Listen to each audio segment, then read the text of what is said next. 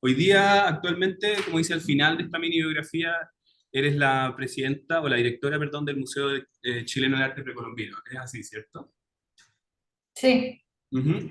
Y así ahí, es. Y por eso que estoy tan apurada de tiempo y llena de cosas y no puedo darles todo el tiempo que me encantaría poder dar.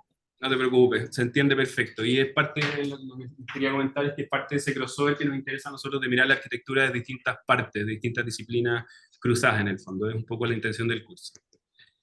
Acá tenemos una serie de obras destacadas que después las vamos a conversar yo directamente con los estudiantes, pero queremos partir ya directamente a las imágenes y a tu propio relato sobre lo que a ti te pasa mirando tu propia obra. Tú estás viendo bien la pantalla, ¿cierto? Sí, perfecto. Ya. Vamos entonces, vamos a partir hablando de la casa en Bahía Azul en Los Vilos. Quiero un poco que nos contextualices y nos comentes de qué se trata un poco esta obra, cómo entraste a ella y qué te pasa Bueno, hoy día. Ujú. esta es un trabajo de vivienda, de segunda vivienda en la costa, en el norte. Y es un trabajo que está marcado, yo diría, por dos temas fundamentales. Uno tiene que ver con la organización del programa. Es una casa que para una familia ampliada, una madre con 6 hijos, esos 6 hijos a su vez con familia, y por lo tanto la primera importante decisión de proyecto es permitir que la distribución, que la organización del programa ofrezca alternativas para un grupo grande y diverso de edades, de generaciones, y que no se estén chocando. Y por lo tanto, más que, mm, más que congregar y unificar el programa, el esfuerzo está por disgregarlo. Y por lo tanto, la primera decisión es esta decisión de generar 3 unidades autónomas, una de comedor-cocina, otra de dormitorio y una tercera de estar. Y esas 3 unidades se trabajan en forma totalmente independiente y autónoma en la etapa de proyecto porque todavía no se ha hecho el movimiento de tierras y no tenemos ninguna posibilidad de saber con qué nos vamos a encontrar y por lo tanto las unidades se trabajan en forma autónoma de modo de poder distribuirlas en el terreno libremente en la etapa de construcción. Esa es una primera cosa que define el carácter y esta situación. La segunda cosa importante es que hay una búsqueda de construir con una paleta material, formal, lo más sintética posible. Esta casa es un ejercicio monomaterial en que todo, absolutamente todo, es cemento, losas, pisos, cielos, terraza, etcétera. No hay ningún otro elemento estructural que sea de otro tipo.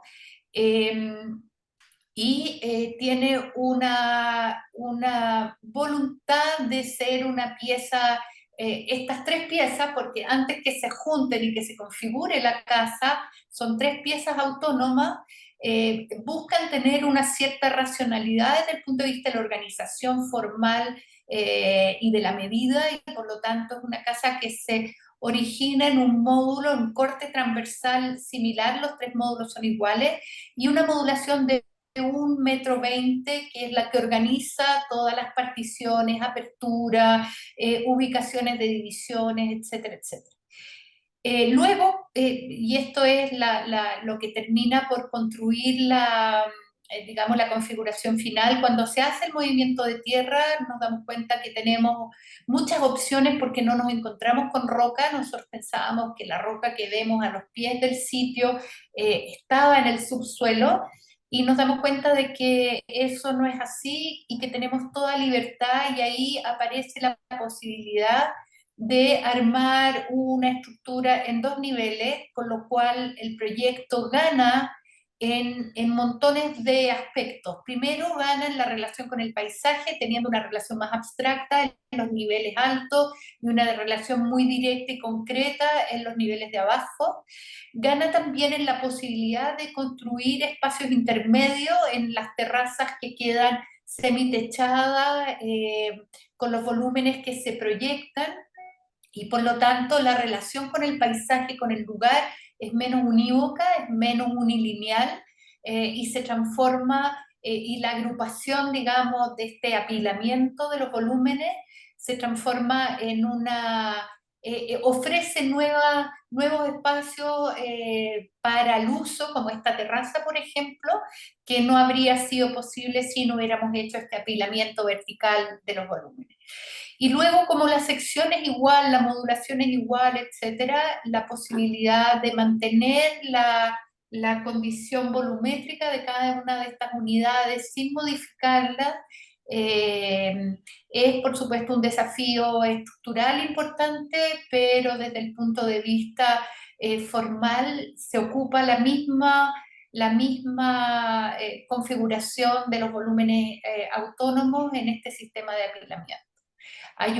Lo única modificación que se hace a la planimetría de cada uno de ellos es la inclusión de un elemento de circulación vertical, que es una escalera de caracol, que es la única pieza que se introduce, y por supuesto hay una reformulación del proyecto de estructura. Y ahí hay una cosa bien interesante: esta casa pareciera que funcionara estructuralmente a través de arcos, por decirlo de alguna manera, pero en realidad lo que tenemos son una serie de elementos frontales que son estructurales, y vigas entre medio.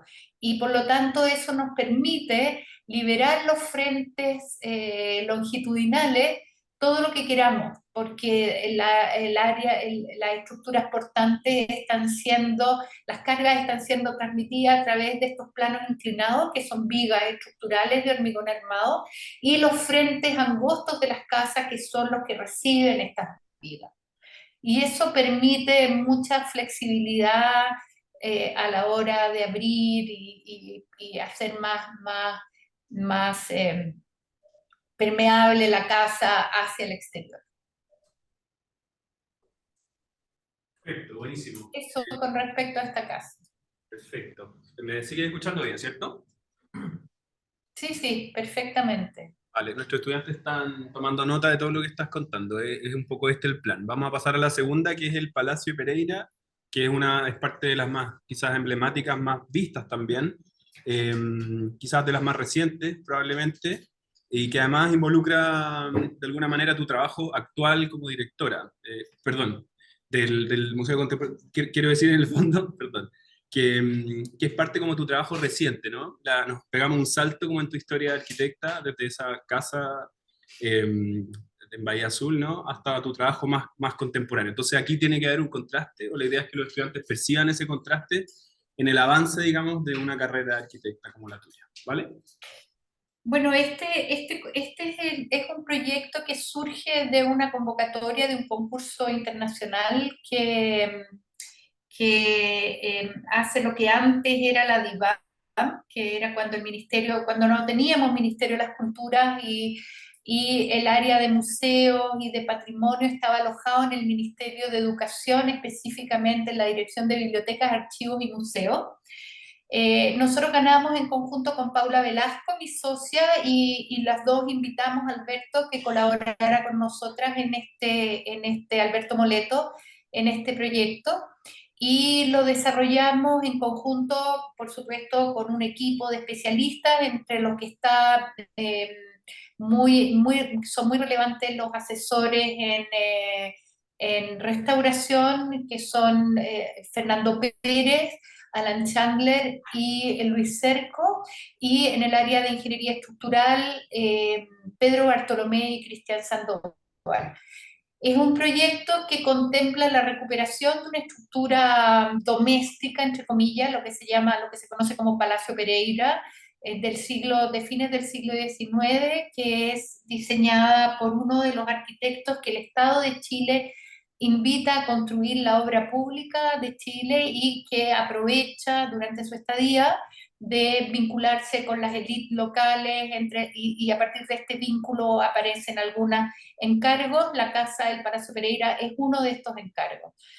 Lo interesante de este proyecto es que combina estos dos tiempos, y la invitación era hacer dialogar y cómo podía el patrimonio futuro incorporar también el siglo XXI como una realidad clara, nítida, en conjunto con esta obra del siglo XIX.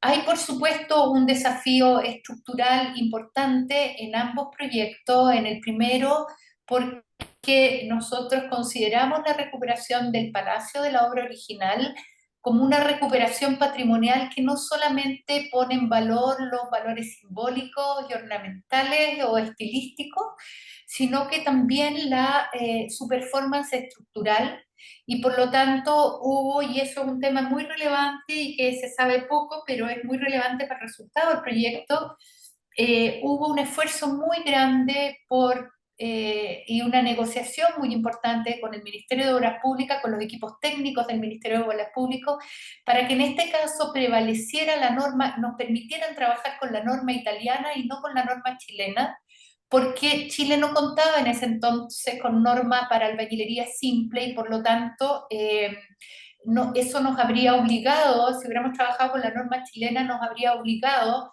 a liberar de toda performance estructural a la obra original y construir un edificio de hormigón adentro del otro de modo de poder cumplir con los requerimientos normativos. Al haber podido trabajar con la norma italiana, se hicieron realmente intervenciones muy quirúrgicas y por lo tanto la relación entre lo nuevo y lo viejo es una relación muchísimo más frontal, muchísimo más clara, muchísimo más fronteriza, en el sentido de que el edificio del siglo XIX sigue funcionando con su estructura original, y esta otra estructura que dialoga con ella es una estructura del siglo XXI claramente.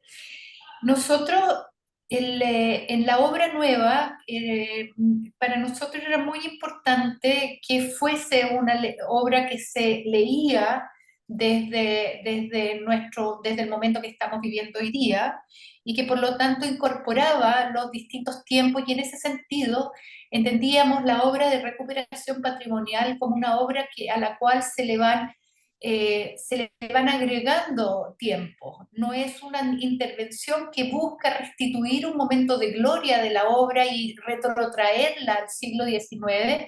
Todo lo contrario, es una obra que busca recuperar los distintos momentos que le tocó vivir a este edificio, como por ejemplo estas imágenes que ustedes están viendo acá, en la que se deja en la condición de ruina en la que el edificio estaba cuando se aborda el proyecto. Y esto es muy importante porque esta situación que nosotros estamos viendo acá, en que se ve la fábrica de ladrillo completa, se ve la estructura de la cubierta, se ve los sistemas que durante el siglo XIX se usaban para aislación térmica, con coligües en el techo, en fin, se ve la dimensión constructiva, se ve la manera en que los ladrillos se colocaban, qué tipo de aparejo, los espesores de mortero, en fin, una serie de cosas que quedan expuestas porque el edificio está en ruina. Y nosotros entendemos eso como una oportunidad también de leer información del edificio y de percibir y de entregar experiencia a los usuarios que no habrían sido posibles si el edificio en su historia no hubiera pasado por ese momento. Entonces nosotros mantuvimos testigos de ese momento, del momento de la ruina. Uno son estas dos salas de doble altura y el segundo es el piso, que se mantiene como un piso homogéneo que permitió una lectura mucho más homogénea, menos jerárquica, más democrática, que nos pareció muy acorde también a los nuevos usos que ese primer piso iba a tener. Eh, Otra cosa importante es que el edificio nuevo completa la tipología original del edificio, que se había perdido. El edificio había perdido un tercio aproximadamente de su superficie, de su volumen, y al perder ese tercio se había perdido la configuración de un patio muy importante porque es el patio en el cual desemboca la Galería Vidriada, que claramente es la pieza más relevante del edificio patrimonial, y por lo tanto el edificio nuevo lo que hace es restituirle la tipología al edificio original, pero en un código contemporáneo, y busca un lenguaje que apela a dos temas. El primero es al tema de la galería.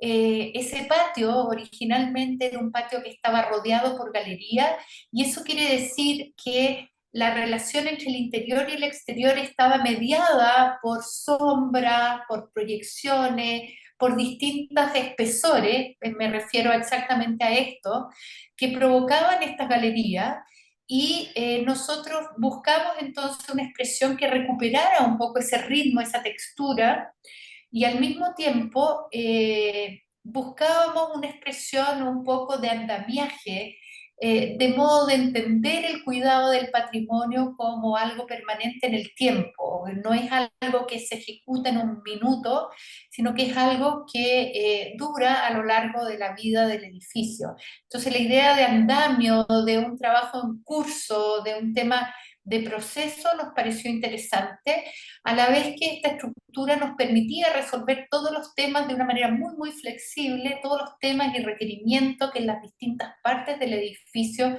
nos íbamos encontrando. Perfecto, buenísimo. Sí, Vamos muy bien. Tú estás bien de tiempo, ¿no? sí, voy, yo creo a las 12:30 yo tengo que irme, así que tenemos todavía unos 18 minutos. Vale, perfecto. Vamos a pasar a la tercera entonces. Como te comento, esto es un viaje así como sin itinerario. Eh, Perfecto. Vamos a volver a retroceder en el tiempo y vamos a ir al 1999, año 2000. Una casa que además su contexto es muy distinto al Palacio Pereira. Me imagino que la aproximación se puede parecer un poco más a lo de Bahía Azul, pero tampoco tiene esa condición paisajística similar. Pero acá hay un diálogo que tú estableces entre la obra y el campo. La misma casa lo dice, ¿no? El mismo título de la casa. Quiero que nos cuentes un poco de eso eh, mientras Bueno, miramos.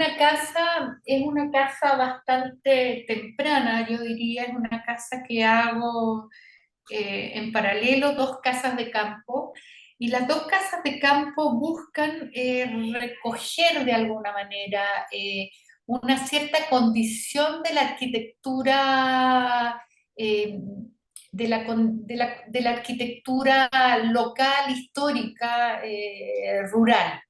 En este caso estamos hablando del Valle Central, estamos hablando de la casa colonial o llamada colonial, de adobe, de galería, de corredores, de extensiones, digamos, de recorridos dilatados, de, de, y por lo tanto esta casa en su estructura buscó recuperar ciertos valores de esa arquitectura del siglo XIX, básicamente, con la que se pobló el Valle Central de Chile.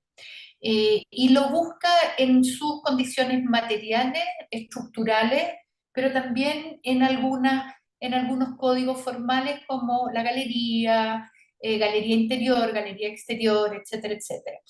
Esta es una casa que a mí me gusta mucho desde el punto de vista estructural. Es una casa 100% de adobe que fue calculada por Sergio Rojo. Sergio Rojo fue un arquitecto especialista en adobe, era de los pocos arquitectos que podían calcular el adobe.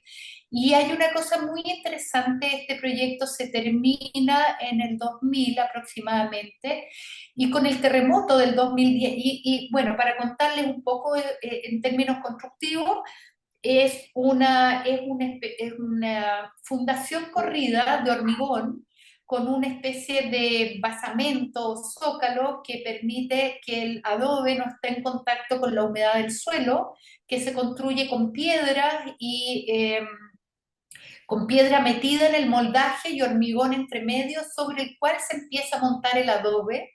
Cuando el adobe termina y llega a su, y aquí se puede ver sobre la ventana la expresión de la cadena, cuando el adobe llega a un cierto nivel de flotación, por decirlo, a un horizonte, se construye una cadena simplemente apoyada sobre el adobe que tiene 10 centímetros de altura y el espesor del adobe, que son 60 centímetros.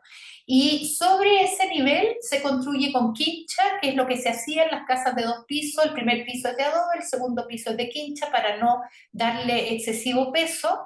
En todas las esquinas se ponen cada 5 hiladas escalerillas de madera, todas de roble, de demolición, y aparte de eso, y eso es todo, no hay más hormigón, no hay pilares, no hay vigas, está esta cadena sobre el hormigón, y hay una lógica de diseño en las cuales los vanos no pueden superar una cierta proporción de los paños de muro. En general se tratan de mantener centrado, en fin, hay una serie de reglas de diseño que tienen que cuidarse para asegurar la estabilidad estructural de la casa. Eh, bueno, lo que les quería contar, terremoto del 2010, se cayó literalmente todas las construcciones de adobe de la zona, todas, todas, todas, todas. A esta casa no se le agrietaron ni siquiera los estucos. De hecho, durante la primera fase del terremoto, posterior al terremoto, esta casa operó como un centro de coordinación de las medidas de emergencia que se hicieron para toda la zona alrededor. Esto es Marchihue, porque todo el resto se destruyó, se cayeron los pueblos enteros, se perdió patrimonio histórico valiosísimo, en fin.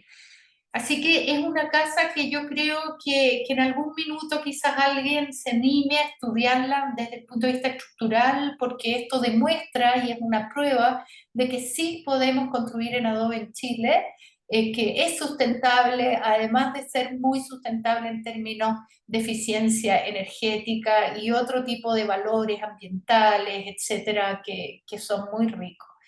Y bueno, y es una casa, como les decía, que toma, que en el fondo, siendo relativamente acotada en términos de los programas, o sea, tiene 4 dormitorios, 3 baños, un living, comedor, cocina integrado, más una zona de escritorio también integrado a ese espacio, pero la distribución, y de nuevo se expande, se estira de manera de que haya una dilatación en los recorridos, de que haya esa percepción de la galería, de que el desplazamiento, de que el movimiento, la transición entre una pieza y otra se hace a través de un tiempo específico, de un tiempo dilatado. Eh, y eso básicamente se construye a través de galerías y corredores. Y yo diría que básicamente ese es el tema de la casa. Perfecto. Para cerrar, en el fondo, la casa de Unamuno, que también ya se mete como en la mitad tal vez de tu itinerario de obra, que tiene una composición espacial muy diferente en general al resto de tu obra. Entonces, que nos hables brevemente de esto para cerrar, por favor. Bueno, el tema de la bóveda ha sido una búsqueda mía desde hace mucho, mucho tiempo. Partió en el año 2009 con una propuesta que hice para un proyecto en China, para el que fui seleccionada, fui una de las 3 arquitectas chilenas, arquitectas y arquitectos, estuvo Smilian Radic, Alejandro Aravena y yo, a un proyecto que se realizaría en China, donde invitaron a 100 oficinas de todo el mundo. La selección la hizo Herzog y de Merón. Ellos propusieron a los arquitectos a invitar, y el director de arte del proyecto era Ai Weiwei, el artista chino. Para ese proyecto yo propuse una casa que trabajaba sobre bóvedas, y estas bóvedas eran elementos estructurales, no solamente eran elementos que buscaban una cierta experiencia tridimensional del espacio, sino también buscaban resolver a través de la estructura la condición estática de la obra. Esta es la primera bóveda que logro.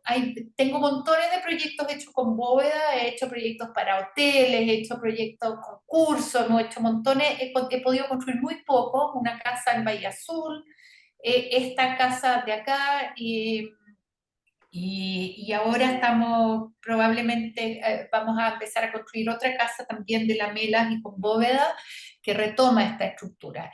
Esto se trata de un proyecto de ampliación en una mansarda en el barrio del Golf, en una casa de los años 50 aproximadamente, y una casa de estilo francés. Me piden hacer un segundo piso. Esta casa, por supuesto, tenía estos techos un poco con cola de pato, muy clásicos de la arquitectura francesa, con cornisa, moldura, bastante modesta. No estamos hablando de las grandes casas del Golf, digamos, que eran neoclásicas. Esta es una casa modesta, modesta entre comillas, pero desde el punto de vista arquitectónico sencilla, pero que apela a esta arquitectura afrancesada que imperó, digamos, en el barrio alto de Santiago. Y por lo tanto, amarrándome a eso, les propongo trabajar un poco el concepto de la mansarda parisina, que son estas mansardas revestidas en lata y que son mansardas con techos, en cuyos techos, digamos, se engloba, el techo se engloba y el edificio crece al interior de este techo, que es un techo que tiene mucha presencia urbana en París y que forma parte de de la condición, digamos, de la Francia, del París haussmanniano, posterior a la intervención de Haussmann. Y, y para sortear también los temas relativos a la normativa en el sentido de rasante, distanciamiento, etcétera, etcétera, y poder aprovechar al máximo las disposiciones que la norma nos permitían de crecimiento vertical, les propongo una bóveda para...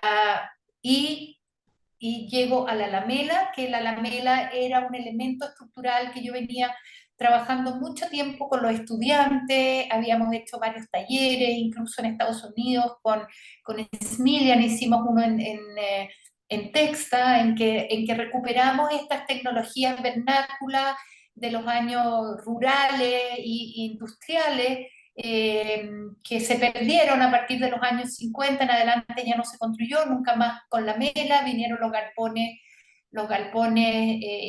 metálicos y la lamela eh, queda como una especie de testimonio de arquitectura industrial y agrícola repartida por todo Chile. Todavía hay muchos galpones de 100 metros de largo, 20 metros de luz, construidos con estas tablitas de 2 metros 40, 20 centímetros de altura y 50 milímetros de ancho, que tienen esta capacidad de construir grandes luces y de ser muy estables y resistentes estructuralmente. Así que les propuse esto y entonces armamos esta bóveda corrida donde hay un dormitorio y una terraza. Y se construyó, tuvimos que, la tecnología está bastante perdida, no hay mucho registro de cómo se construye, fue todo un ejercicio súper interesante para nosotros, para mí como arquitecta, pero también para la empresa constructora que estuvo a cargo de esto. Esto se hizo, todavía no había, no se construía ni se cortaba en CNC, fue todo manual, todo el montaje fue manual, en fin. Y la experiencia que esta estructura ofrece al interior es realmente algo de una riqueza fantástica, aparte de ser de una eficiencia estructural y arquitectónica increíble. Desde el punto de vista de la sostenibilidad es un proyecto realmente rico que a mí me dejó extraordinariamente contenta, a pesar de que es una pequeña obrita, es una pequeña ampliación, pero para mí muy significativa. Perfecto. Nada, Cecilia, objetivo cumplido. Nosotros queríamos, como este curso se trata básicamente de hacer una revisión del catálogo de arquitectura chilena, un poco a cargo del equipo de profesores. La idea de esta sesión en particular era que una arquitecta hablara en primera persona, justamente, y eso es justamente lo que los estudiantes querían escuchar, así que te agradezco un montón por tu tiempo y me gustaría que le den un aplauso igual por... Muchas gracias a todos y nuevamente les pido perdón por haber sido tan apurete con esto. Desgraciadamente no tengo más posibilidades, pero espero que hayan otras oportunidades para juntarse con más tiempo. Por supuesto, ahora la pelota queda en manos nuestras y nosotros vamos a seguir construyendo un poco este relato y te agradecemos de nuevo un montón por habernos contado tu experiencia. Muchas gracias, Cecilia. Gracias a ti por invitarme y gracias a ustedes por estar aquí presentes. Chao a Vale. todos. Chao, chao. Muchas gracias.